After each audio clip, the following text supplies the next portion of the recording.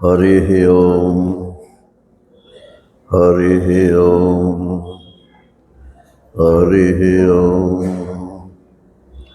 गुरुर्ब्रह्मा गुरुर्विष्णु गुरुर्देवो महेश्वरा गुरु साक्षात् परब्रह्म तस्मै श्री गुरुवे नमः। शंकरं शंकराचार्यं केशवं बादरायणं सूत्रभाष्यकृतौ वन्दे भगवन्तौ पुनः पुनः।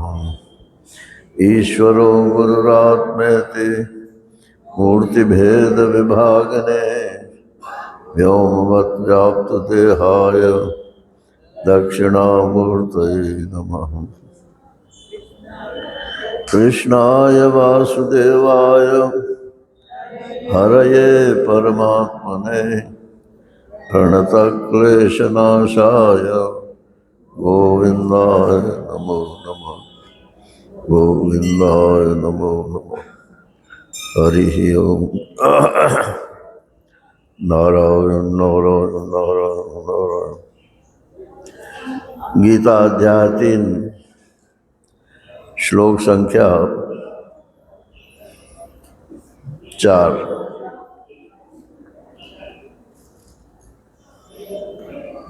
4 के 5 4। न कर्मणामनारम्भात् नैष्कर्म्यं पुरुषोऽश्नुते न च सन्न्यसनादेव सिद्धिं समधिगच्छति। न हि कश्चित् क्षणमपि जातु तिष्ठत्य कर्मकृत् कार्यते ह्यवशः कर्म सर्वः प्रकृतिजैर्गुणैः कर्मेन्द्रियाणि संयम्य यास्ते मनसा स्मरन् इंद्रियार्थान् विमूढात्मा मिथ्याचारः स उच्यते। यस्त्विन्द्रियाणि मनसा नियम्यारभतेऽर्जुन कर्मेन्द्रियैः कर्मयोगम् असक्तः स विशिष्यते। नियतं कुरु कर्म त्वं कर्म ज्यायो ह्यकर्मणः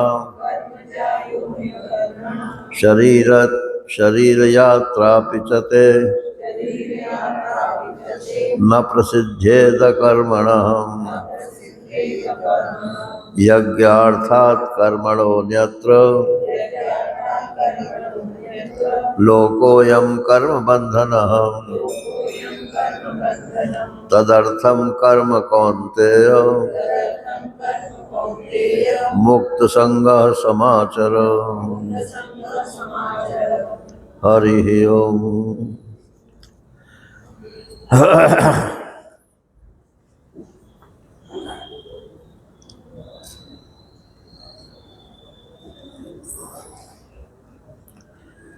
कर्मयोग के प्रसंग में भगवान ने कहा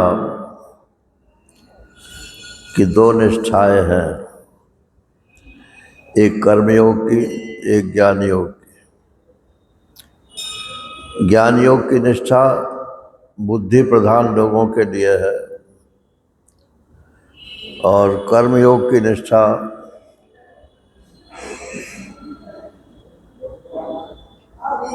कर्मी लोगों के लिए यही कहा जाएगा।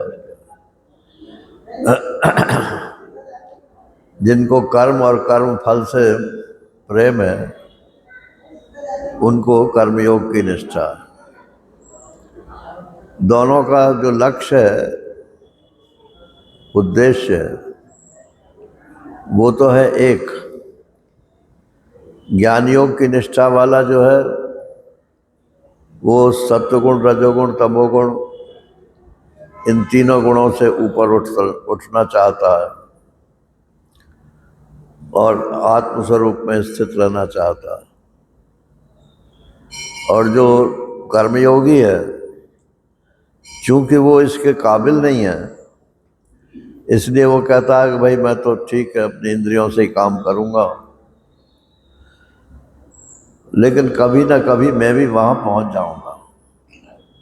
लक्ष्य जो है उसका, अंतिम लक्ष्य तो वही है जो ज्ञान योगी का है, लेकिन अपनी कमजोरी की वजह से वो तुरंत उसमें नहीं पहुंचना चाहता। तो बीच में फिर क्या करे वो? तो बोले वो कर्म ना करे बल्कि कर्म योग करे। अब ये बारीक अंतर है कर्म और कर्म योग में, क्योंकि अधिकतर लोग जो कर्म करते हैं वो सब अपने को कर्मयोगी मानते हैं, जबकि कर्म करना अलग चीज है और कर्मयोग करना अलग चीज है। कर्मयोग माने कर्म को परमात्मा से जोड़ना, योग माने जोड़ना, कर्म के द्वारा परमात्मा से जुड़ना। तो कितने लोग कर्म करने वाले जो परमात्मा को ही नहीं मानते, तो उनसे जुड़ने का तो कोई सवाल ही नहीं है। और अगर उनसे जुड़ने की बात आ भी जाएगी तब भी न उनके मन की जो इच्छाएं हैं वो तो खत्म होती नहीं है। तो ये सुनने में ही सरल लगता है कि कर्मयोग बहुत सरल है, लेकिन है बहुत कठिन, क्योंकि कामनाओं को त्यागना जो है ये बहुत मुश्किल है। इसमें ईश्वर और शास्त्र, इनके प्रति निष्ठा होनी चाहिए, तब कर्मयोग कर सकता। ईश्वर ने सृष्टि बनाई है, इसलिए तो ईश्वर के प्रति निष्ठा होनी चाहिए। और शास्त्र जो है वो हमारा भला चाहता है, इसलिए शास्त्र में निष्ठा होनी चाहिए।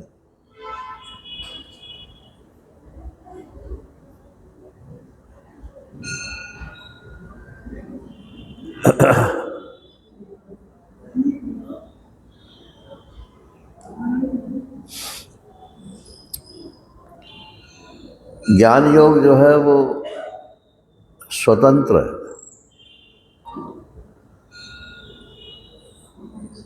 वो बुद्धि उसमें जरा तीव्र होनी चाहिए और वैराग्य की भावना होनी चाहिए। तो यहाँ तो भगवान कर्मयोग की प्रशंसा कर रहे हैं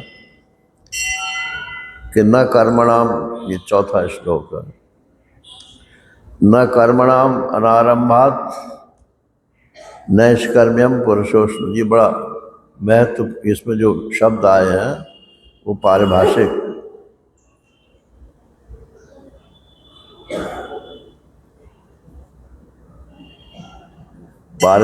है।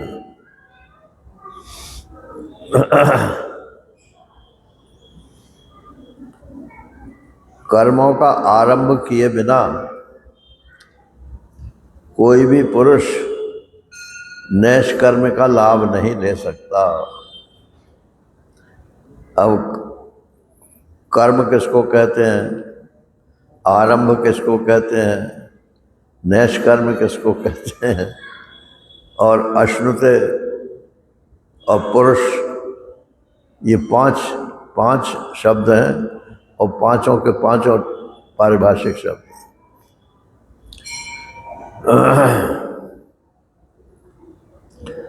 तो कर्म किसको कहते हैं? कुछ भी करने का नाम कर्म नहीं है। शास्त्र में जो कर्म करने योग्य हैं, विधेय, उनको कर्म कहा जाता है, और जिनको निषेध किया है वो कर्म नहीं है। यद्यपि कर्म के ही विभाग हैं वो, लेकिन वो कर्म करने योग्य नहीं। तो और अनारंभ, उन कर्मों को शुरू ही नहीं किया जाए, आरंभ भी न किया जाए। ये आरंभ शब्द भी पारिभाषिक है। शास्त्रीय कर्मों को जो करना है उसको आरंभ बोलते हैं, शुरू करने के अर्थ में नहीं है। शास्त्रीय कर्मों को शुरू करने के अर्थ में आरंभ शब्द चलता है।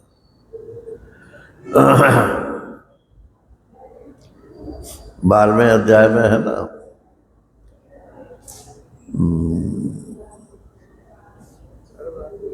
क्या है भाई,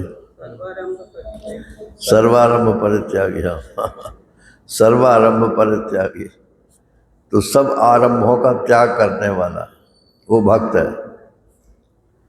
तो आरंभ माने शास्त्रीय कर्म, वो चाहे करने योग्य हो वो भी आरंभ है, और चाहे ना करने योग्य हो वो भी आरंभ है।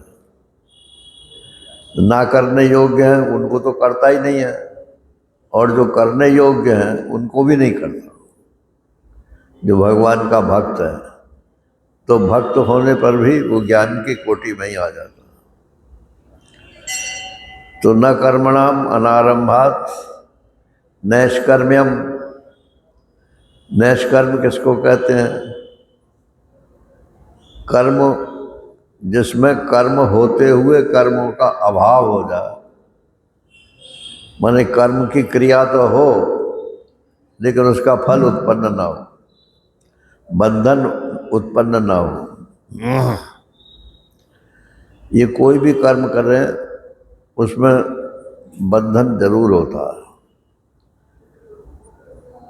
वो हम लोग मानते नहीं है बंधन, वो अलग बात है, लेकिन बंधन किए बिना कोई कर्म होता ही नहीं।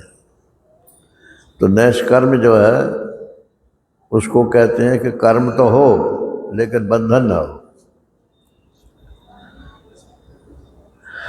असक्त बुद्धि सर्वत्र जितात्मा विगत स्प्रिया नैष्कर्म सिद्धिम परमाम संन्यासेनाधिगच्छति। उसमें संन्यास की आवश्यकता होती है। संन्यास माने कपड़े रंगने वाला संन्यास नहीं। संन्यास शब्द का जो अर्थ है वो सम्यक त्याग, उसको संन्यास बोलते हैं। तो ये बिना ज्ञान निष्ठा के नैष्कर्म नहीं होता। अभी मैंने श्लोक बोला ना 18वें अध्याय का, असक्त बुद्धि तो वैराग्य हो गया, सर्वत्र, और जितात्मा अंतःकरण जो है उसका जीता हुआ होना चाहिए, माने उसके काबू में होना चाहिए, और विगत स्पृहा, और आगे के लिए कोई इच्छा नहीं होनी चाहिए कि क्या क्या पाना है, क्या करना है। नैष्कर्म सिद्धिम परमाम, और जीवन में संन्यास होना चाहिए, तब नैष्कर्म सिद्धि प्राप्त होती है। तो सुरेश्वराचार्य जी ने एक ग्रंथ ही लिखा है नैष्कर्म सिद्धि, तो उसमें सब कर्मों का हवाला भी दिया है।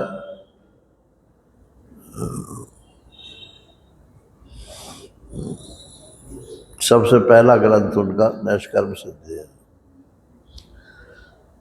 तो न कर्मणाम अनारंभात नैष्कर्म्यम, अगर कर्मों को करोगे ही नहीं तो नैष्कर्म को प्राप्त नहीं हो सकते, क्योंकि ये तो ज्ञान से होता है, और ज्ञान तक पहुंचने के लिए कर्म करना आवश्यक है।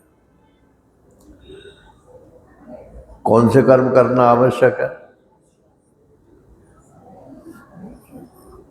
मूसल चलाना। अरे भाई, आप अगर महात्मा भी हो, सन्यासी भी हो, तो भी श्रवण मनन निधिध्यासन तो करना पड़ेगा। बिना कर्म किए हुए तो नैष्कर्म की सिद्धि नहीं हो सकती। और विहित कर्म अगर आप नहीं करेंगे तो विहित कर्मों के फल से वैराग्य भी नहीं होगा, क्योंकि विहित कर्म बांधते हैं कामना के द्वारा, फल के द्वारा।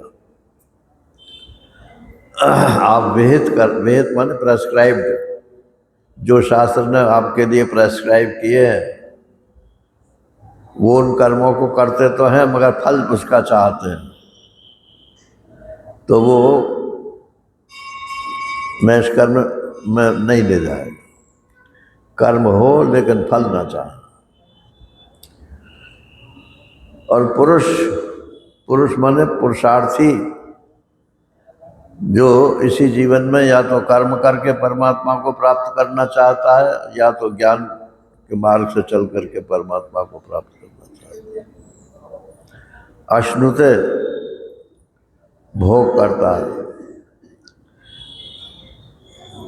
तो कर्मों को का आरंभ किए बिना कोई भी मनुष्य नैष्कर्म का भोग नहीं कर सकता, अर्थात कर्म से ऊपर नहीं उठ सकता। तो करो कर्म, करो फिर। ये भी एक अजीब बात है कि कर्म करने से कर्म से ऊपर उठ जाएगा।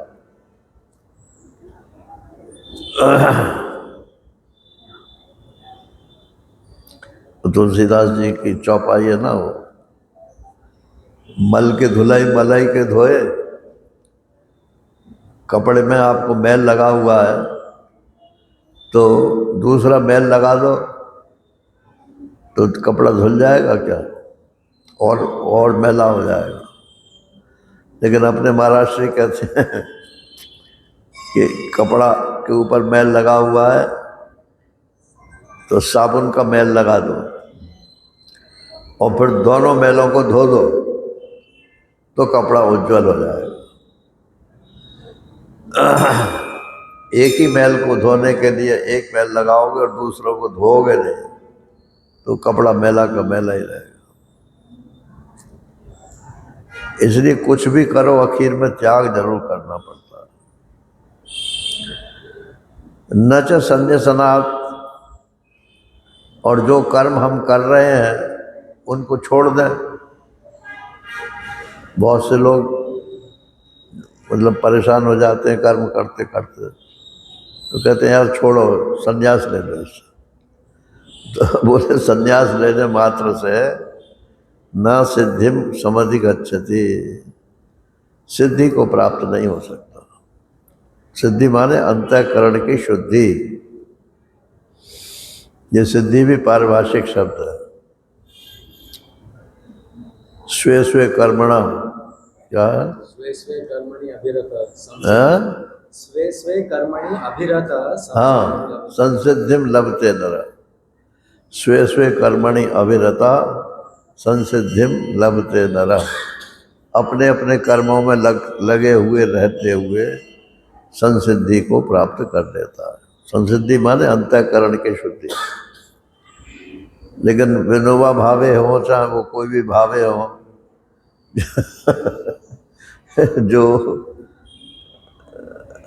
आजकल के हिसाब के नेता लोग हैं, नेतागिरी के जो वो हैं व्याख्या हैं, वो कहते नहीं, कर्म करो, संसिद्धि माने परमात्मा को प्राप्त हो जाए।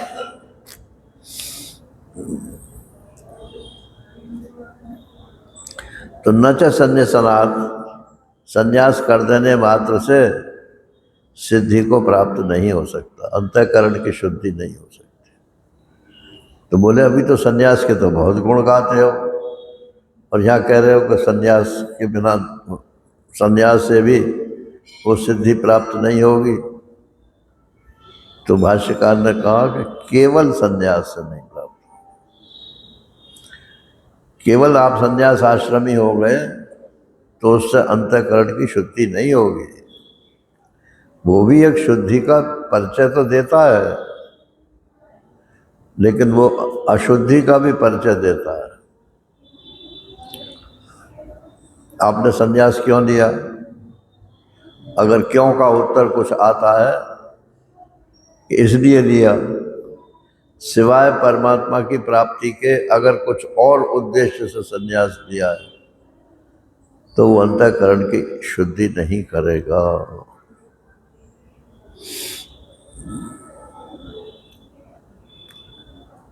तो न कर्मणा मनारंभात् नैष्कर्म्यम पुरुषोश्नुते न च संन्यासनादेव सिद्धिम समधिगच्छति।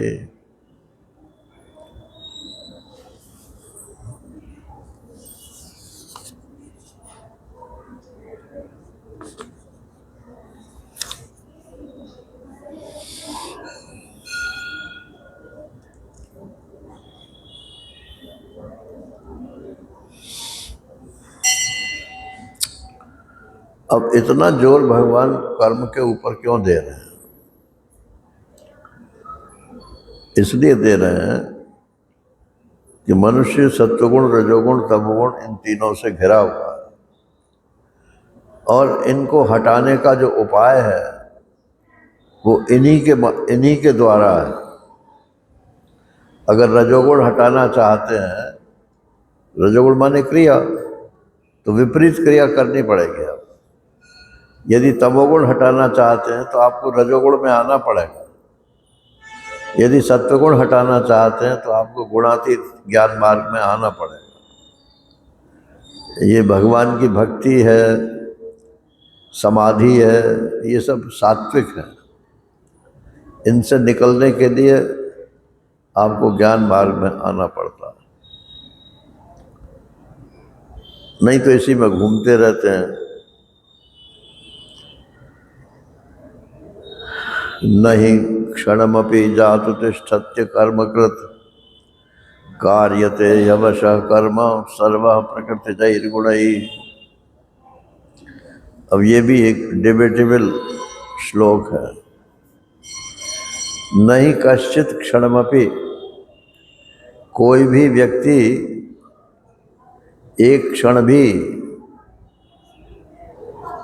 रह नहीं सकता बिना कर्म किए हुए।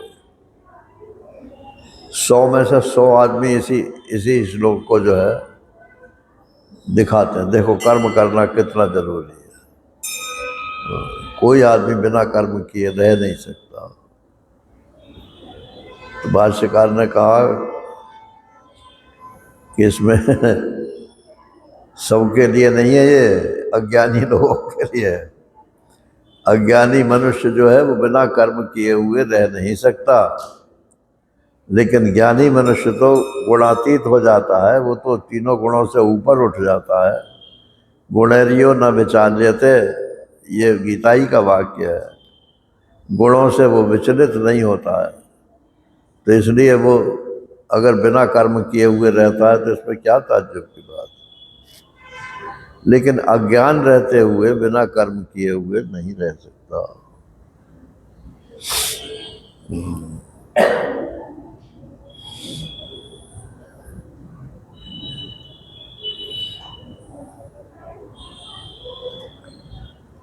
कुछ ना कुछ कर्म, अभी कर्म की परिभाषा बताई ना, जो शास्त्रीय कर्म है उनको कर्म बोलते हैं।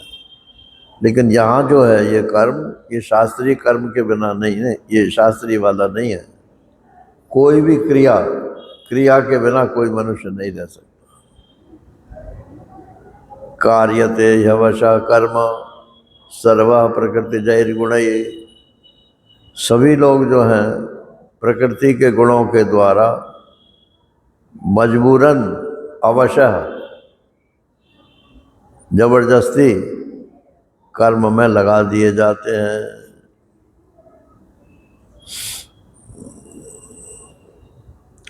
थक गए भाई, थक गए, चलो सो जाते हैं। तो सोना कर्म है कि नहीं? सोना भी एक कर्म है। अब बोले बहुत सो लिए, उठ बैठो। उठना भी कर्म है। उठ के क्या करें? तो ये खा लो, ये पी लो, ये कर लो, ये वो कर लो, ये सब कर्म है।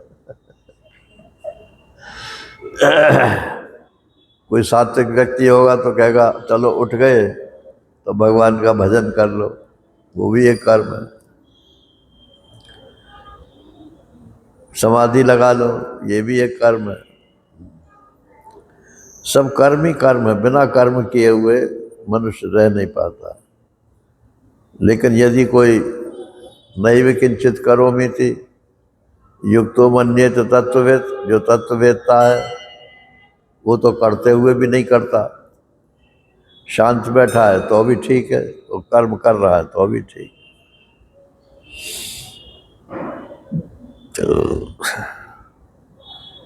एक जगह कहा इंद्रियाणि इंद्रियार्थेषु वर्तन्ते, इंद्रियां अपने अपने विषयों में बरत रही हैं, मैं तो कुछ करता ही नहीं हूँ। और एक जगह कहा गुणा गुणेषु वर्तन्ते इति मत्वा न सज्जते, गुण गुणों में बरत रहे हैं मैं तो किसी के साथ हूँ नहीं, इसलिए मेरे पर किसी का कोई प्रभाव नहीं। ये बुद्धि बहुत स्ट्रांग चाहिए ज्ञान योग में। एक ये कॉपीस्ट जो होते हैं ना, कॉपी करने वाले,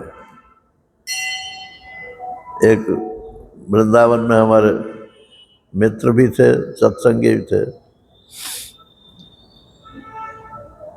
तो मारवाड़ी थे वो।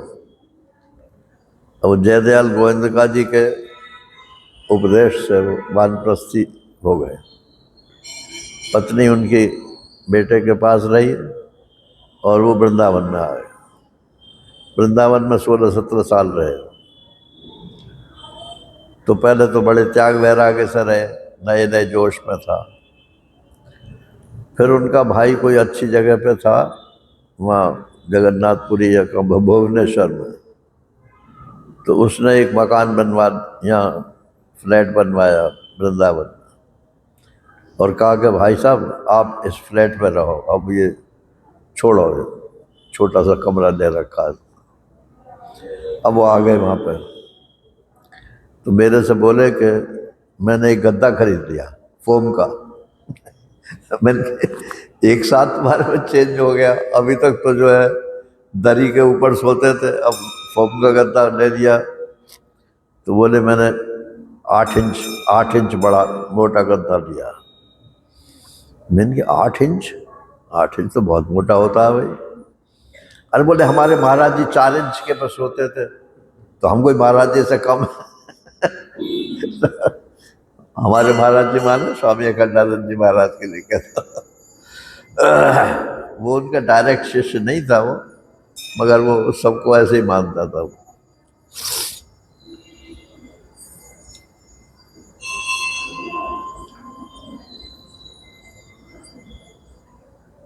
ये जो वासना है ना, ये किसी की कब प्रकट हो जाएगी कुछ कह नहीं सकता।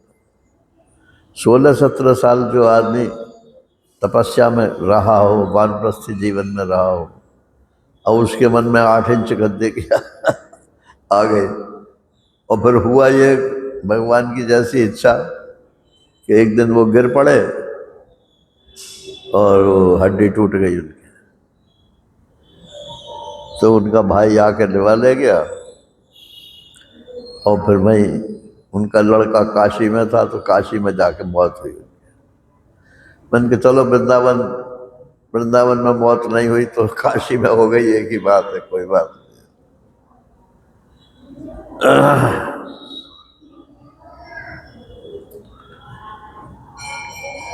ये भीतर भीतर जो वासना है ना, बुद्धि बहुत स्ट्रांग चाहिए इसके लिए।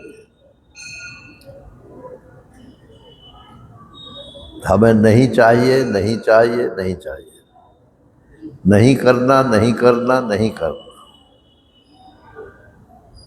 बोले चलो कर लेते हैं, थोड़ा भोग लेते हैं, कोई बात नहीं। थोड़े में जो फंस जाएंगे।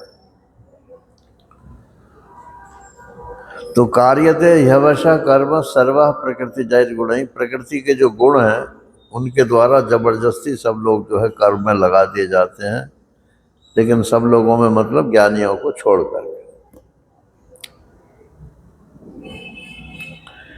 कर्मेन्द्रियाणि संयम्य य आस्ते मनसा स्मरन् इंद्रियार्थान विमूढ़ात्मा मिथ्याचार स उच्यते। अब कैसे फंसता है आदमी, ये बता रहे हैं। कर्मेंद्रियानि संयम्य, मैं कर्म नहीं करूँगा, ठीक है, कर्मेंद्रियों से मैं कर्म नहीं करूँगा, लेकिन मन से उनके विषयों का चिंतन करता है। यह आस्ते मनसा स्मरण, मन से स्मरण करता हुआ वो अपना जीवन बिताता है। तो भगवान गाली देते हैं कि एक तो वो विमूढ़ आत्मा है,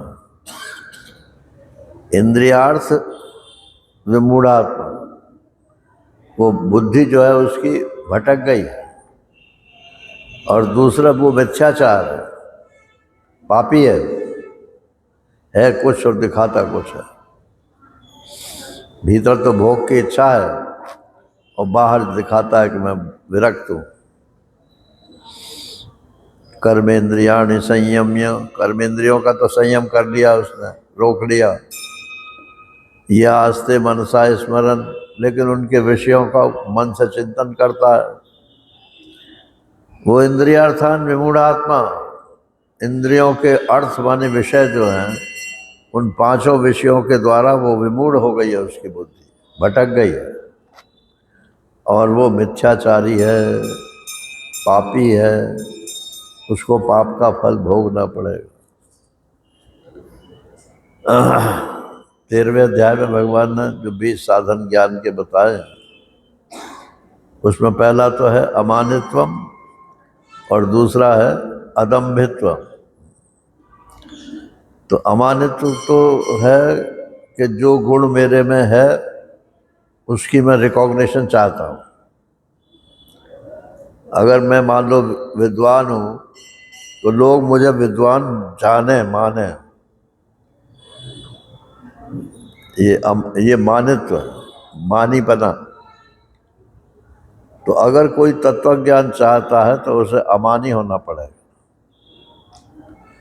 और एक अदम्भित्वम, दम्भ माने दिखावा। गुण तो नहीं है मेरे में, लेकिन मैं दिखाता ऐसा हूँ।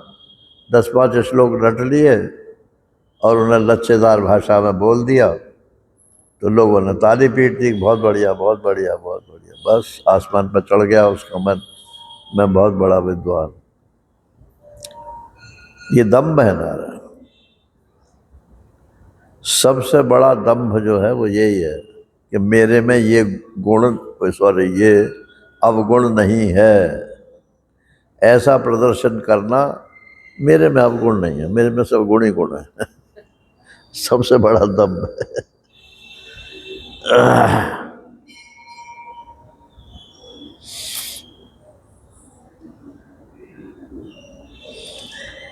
एक श्लोक है, श्लोक तो मुझे पूरा याद नहीं है। बोले है तो कुछ और दिखाता कुछ है।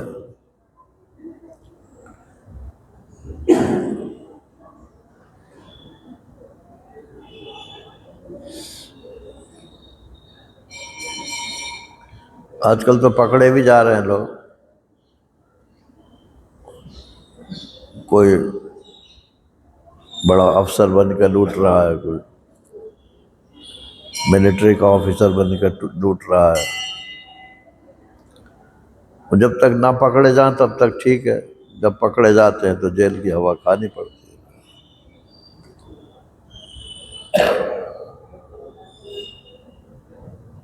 तो कार्यते यवशा कर्म सर्वा प्रकृति, नहीं सॉरी, ये तो हो गया। इंद्रियार्थान विमूढ़ात्मा मिथ्याचार से उच्चते। ये मिथ्याचार सबसे बड़ी गाली है नारायण भगवान।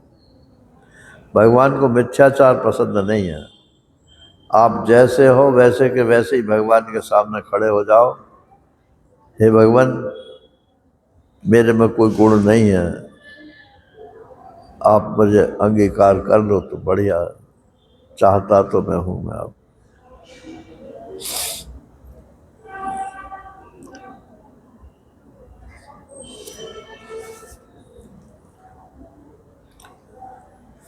इसके अपोजिट यस्त्विन्द्रियाणि मनसा नियम्यारभते अर्जुन कर्मेन्द्रिय कर्म योगम असक्तः स विशिष्यते। इसके विपरीत जो है एक दूसरा व्यक्ति है, उसने इंद्रियों को मन से रोक लिया है। ये नहीं कि बाहर से रोक लिया है और भीतर से उनका चिंतन कर रहा है, ये तो पहला वाला था। अब उसने भीतर से रोक लिया है और बाहर से भी रोक लिया। यस्त्विन्द्रियाणि मनसा नियम्य, और आरभते, और उन इंद्रियों से जो शास्त्रीय कर्म करना चाहिए वो शास्त्रीय कर्म करता है। आरभते माने आरंभ करता है। कर्म करता। कर्मेंद्रिय ही कर्मेंद्रियों के द्वारा कर्म योगम करता कैसे है कि कर्म योग करता। अभी आगे बताएंगे कि कर्म योग क्या है। दूसरे अध्याय में थोड़ा सा बताया, कर्मण्यवाधिकारस्ते मा फलेषु कदाचन सिद्ध्य सिद्ध्यो समो भूत्वा समत्वम योग उच्यते। फल में समान रहना ये सांख्य योगी है, और फल को ईश्वर को अर्पित कर देना, आपकी जैसी इच्छा हो वैसा करो, ये कर्म योगी है। ये तीसरे अध्याय का कर्म। लेकिन मन में संतोष नहीं होता है कि जैसे आपकी इच्छा हो वैसा करो। फिर कह देगा कि कम से कम इतना तो कर ही दो। पहले तो कहेगा जैसी इच्छा हो वैसी करो, फिर कहेगा कम से कम इतना तो कर ही दो।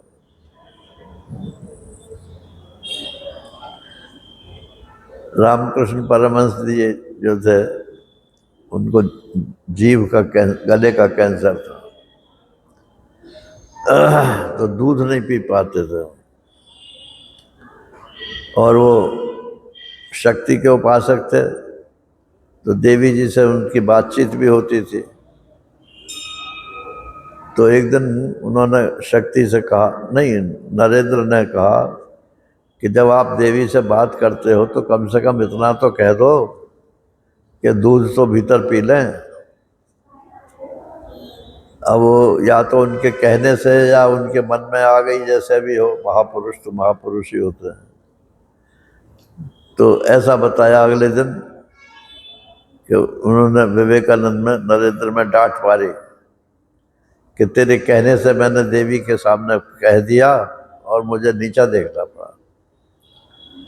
मैंने क्या कहा? मैंने कहा कि कम से कम इतना तो कर दो कि दूध भीतर चला जाए। तो मालूम है देवी ने क्या कहा? देवी ने कहा कि दुनिया में सारे बच्चे दूध पी रहे हैं, ये तू पी रहा है कि ये बच्चे पी रहे हैं? क्या यही तेरा ज्ञान है कि तू अलग है और ये सब बच्चे अलग है तेरे से? तो मैं तो भाई तेरे कहने से कह गया, लेकिन आगे किसी से ऐसे मत कर। नारायण।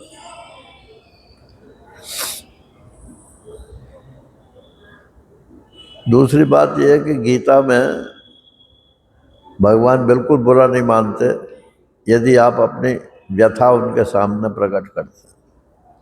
अगर आपको फल चाहिए कर्म का, तो आप छिपाओ मत, ये मत बोलो कि मुझे कर्म का फल नहीं चाहिए।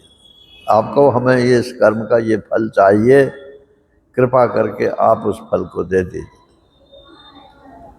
तो फल वो उसका फल आपको मिलेगा। ऐसी बात नहीं है।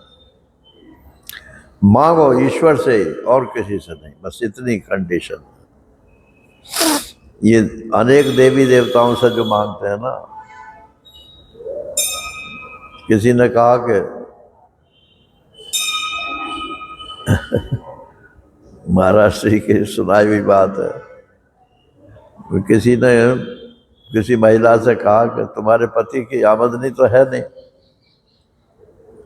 तो ये इतनी रोजाना तुम साड़ियाँ बदल बदल के आती हो, ये इतना पैसा कहाँ से आता?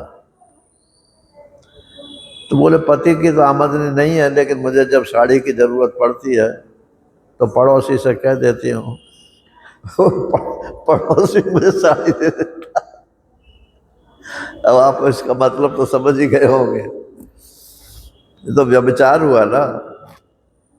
जिसकी पत्नी है और उसी से मांगना है, किसी और से नहीं मांगना।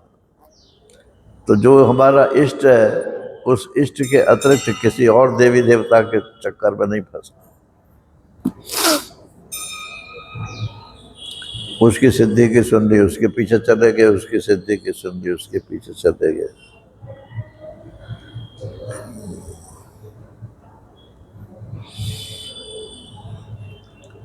तो वृंदावन में एक महात्मा है, आजकल बोलबाला है उनका, और रात को 2 बजे निकलते हैं तो भीड़ जो है रास्ते में खड़ी रहती है।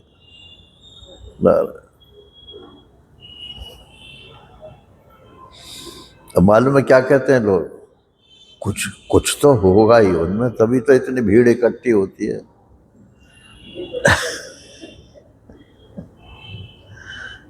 और आजकल अखबारी दुनिया ऐसी है कि किसी में थोड़ा सा भी हो वो भी जो है फैल जाती है बात।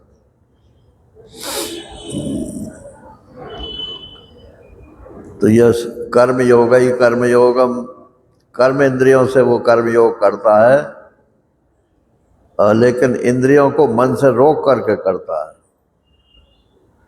आसक्त है और आसक्ति छोड़ करके करता है। स विशेष्यते, उसकी विशेषता है, भगवान की दृष्टि में उसकी विशेषता है। तो मिथ्याचारी की विशेषता नहीं है, इसकी विशेषता है कर्मयोग, यही कर्मयोग है। ईमानदारी की वैल्यू है,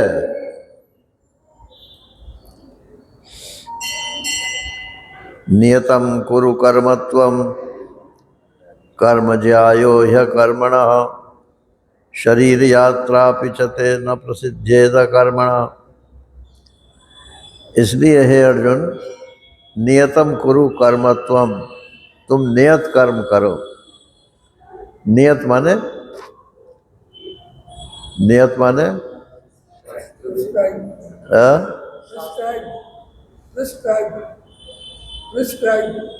Prescribed. हाँ, प्रेस्क्राइब्ड। शास्त्र ने जो आपके लिए बनाया है कर्म, वो ही करो। नियतम कुरु कर्मत्वम कर्म ज्यायो ह्य कर्मणा, क्योंकि कुछ ना करने से कर्म करना अच्छा है, श्रेष्ठ है। शरीर यात्रा पे चते, अगर तू कहे कि मैं बिल्कुल ही कर्म नहीं करूँगा तो ना प्रसिद्धि अकर्मणा, तो तेरी शरीर यात्रा भी प्रसिद्धि नहीं होगी, माने पूरी नहीं होगी। और शरीर यात्रा की छोड़ो, शरीर यात्रा तो 100 बरस की उम्र लायो या 60 बरस की लायो, वो तो कुछ भी मत करो तो भी पूरी होगी, उसमें तो किसी का कुछ है लेना देना नहीं। लेकिन शरीर यात्रा भी का मतलब है कि अंतःकरण की शुद्धि नहीं होगी। अंतःकरण की शुद्धि नहीं होगी तो फिर न तो कर्मयोग होगा और न अंत में ज्ञान योग होगा। अंतःकरण की शुद्धि के बारे में एक बात बता कर समाप्त करते हैं आज का।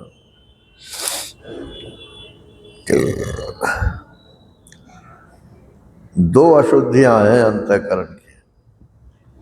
अंतःकरण में मन, बुद्धि, चित्त, अहंकार, 4 उसके हिस्से बताए जाते हैं। और मन जो है वो इंद्रियों से जुड़ा रहता है, तो 4 और 5 9 समझ लो। और प्राण का संचरण तो सब में रहता ही है, तो 10 हो गए। ये 10 जो है इनका नियमितीकरण होना चाहिए। तो अंतःकरण की अशुद्धि क्या है कि इंद्रियों में तो लोलुपता है, इसको देख लें, इसको छू लें, उसको ये कर लें, उसको ये कर लें, उसको ये कर लें। लपक, इंद्रियों में जो लपक है वो इंद्रियों की अशुद्धि नहीं है, वो मन की अशुद्धि है, अंतःकरण की अशुद्धि है। और मन की अशुद्धि क्या है कि इंद्रियों जैसी बताती हैं वैसी स्वीकार कर देता है। बुद्धि की अशुद्धि क्या है कि उसके सामने जैसा आता है उसी को डिट्टो कह देती है। हाँ हाँ ठीक है ठीक है ठीक है ठीक है। अरे भाई बुद्धि, तुम जज हो तो तुम्हारा काम ये है कि ये बता देखे कि ये ठीक है कि ये बेठीक है। तो जिसकी बुद्धि ठीक और बेठीक में कोई अंतर ही नहीं करती, तो उसकी तो बुद्धि बेकार है। यही अशुद्धि बता रहा हूँ। चित्त की अशुद्धि क्या है? चित्त की अशुद्धि का तो कुछ ठिकाना ही नहीं है, क्योंकि प्रारब्ध जितना भी है वो भी इसी में भरा हुआ है, चित्त में। और जो संचित कर्म के संस्कार है, प्रारब्ध तो संचित में से निकले हुए हैं, और जो संचित इकट्ठे हैं कई कई जन्मों के, प्रारब्ध तो इसी जन्म में फल देने वाला को कहते हैं। और हजारियों साल से चला आ रहा है ये चित्त। उन हजारियों साल के जो संस्कार हैं वो जिसमें रहते हैं उसका नाम चित्त है। तो वो कभी कभी कुल बुलाते रहते हैं, ऐसा हो जाता अच्छा, ऐसा हो जाता अच्छा। ये अंतःकरण की अशुद्धि है। और अहंकार की अशुद्धि क्या है? ये काम मैंने किया, अभिमान, दूसरों से अपने को श्रेष्ठ मान, ये सब मिलाकर के अंतःकरण की अशुद्धि कहलाता है। अब इसका एक ही उपाय है कि एक तरफ तो शास्त्र को न छोड़ें और दूसरी तरफ संयम को न छोड़ें, और परमेश्वर को याद रखें। तो कर्मयोग, इसी को कर्मयोग बोलते हैं ना। परमेश्वर को याद रखेंगे तो कोई ना कोई परमेश्वर ऐसी सबील निकाल देगा कि आप का मतलब जो स्पीड है वो बढ़ जाएगी परमात्मा की तरफ। और अगर ईश्वर को याद नहीं करेंगे तो आपका जितना पुरुषार्थ है वो ही सफल होगा और कभी सफल नहीं भी होगा। ईश्वर का तो दिया हुआ हमेशा सफल होता है, लेकिन जीव का किया हुआ हमेशा सफल नहीं होता है।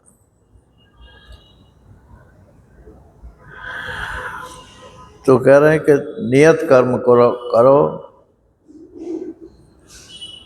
अगर तुम नियत कर्म नहीं करोगे तो तुम्हारी तो शरीर यात्रा भी सिद्ध नहीं होगी, तो फिर और क्या करोगे?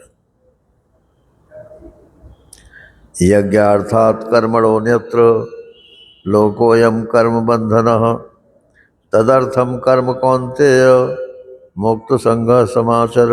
अब यहाँ ईश्वर की जगह यज्ञ शब्द कर दिया है। ईश्वर के लिए कर्म करो, बोल नहीं, ईश्वर के लिए नहीं, यज्ञ के लिए कर्म। इसकी चर्चा कल करेंगे। हरि ओम। पूर्णमदः पूर्णमिदं पूर्णात् पूर्णमुदच्यते पूर्णस्य पूर्णमादाय पूर्णमेवावशिष्यते। ओम शांति शांति शांति। हरि ओम। श्री गुरुभ्यो नमः। हरि ओम। नारायण।